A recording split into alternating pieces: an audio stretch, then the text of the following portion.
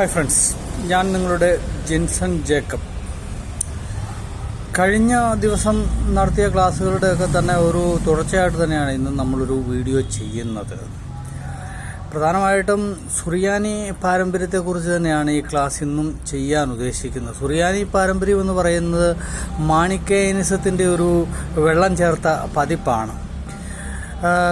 കാരണം എന്താണെന്ന് ചോദിച്ചു കഴിഞ്ഞാൽ, മാണിക്കേയനിസം ലോകത്തിൽ എല്ലായിടത്തും വ്യാപിച്ച ഒരു കാലഘട്ടം ഉണ്ടായിരുന്നു. ഒരു കാലഘട്ടം ഏതാണ്ട് ഒരു AD 400 മുതൽ 900 വരെയുള്ള കാലഘട്ടത്തിലൊക്കെ പല സ്ഥലങ്ങളിലുമൊക്കെ അത് വ്യാപിക്കാനായിട്ട് ശ്രമം നടത്തിയായിരുന്നു.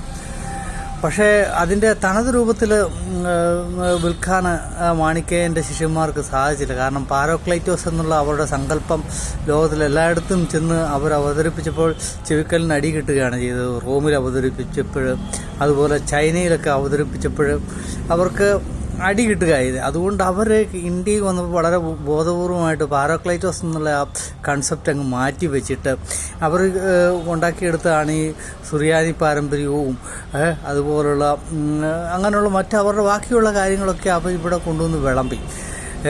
എന്നിട്ട് വെള്ളം ചേർത്ത് കൊടുക്കാൻ തുടങ്ങിയപ്പോൾ കുറേയൊക്കെ ആളുകൾ ഇത് വീണ്ടും വാങ്ങിക്കാൻ തുടങ്ങി.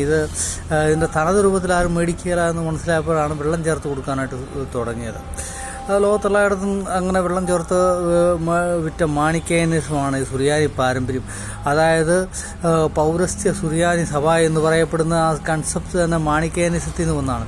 മാണിക്കേയനിസം പരാജയപ്പെടാനായിട്ടുള്ള കാരണം എന്താണെന്ന് ചോദിച്ചു കഴിഞ്ഞാൽ, ബൈബിൾ പൂർണ്ണമായിട്ടും തരംതിരിച്ച് സോർട്ട് ചെയ്ത് അതിൻ്റെ പ്രതികളൊക്കെ പലർക്കും അവൈലബിൾ ആയപ്പോൾ ഇവർ ഈ പറയുന്ന പോലെയുള്ള ഒരു കൺസെപ്റ്റ് അല്ല പാരാക്ലൈറ്റസ് അല്ലെങ്കിൽ പരിശുദ്ധാത്മാവ് എന്ന് പറയുന്നത് അതൊരു വ്യക്തിയല്ല എന്നുള്ളതും അതൊരു അരൂപിയാണെന്നും മനസ്സിലാക്കാനായിട്ടുള്ള ഒരു ശേഷി ലോകത്തെല്ലായിടത്തും ഉണ്ടായി.